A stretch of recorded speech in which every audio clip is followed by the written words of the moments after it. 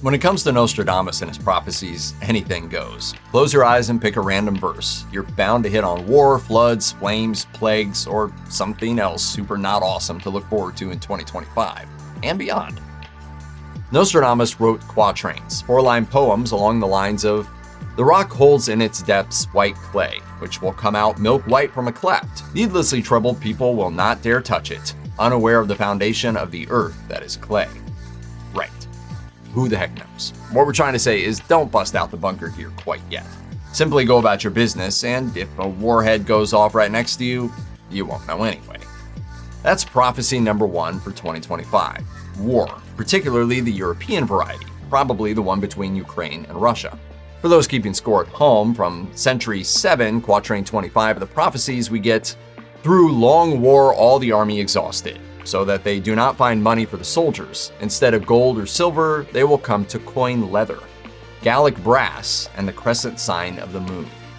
According to Sky News, some think this predicts a shift in the Ukraine-Russia war, either for better or for worse, because like all of Nostradamus' prophecies, there's no way to know until after the fact. But here's how they got there.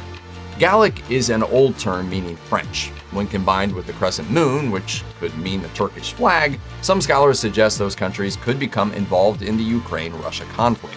The Spanish tabloid Marca even pumped up the anxiety by implying that this foretells World War III. But before you freak out, their source is TikTok.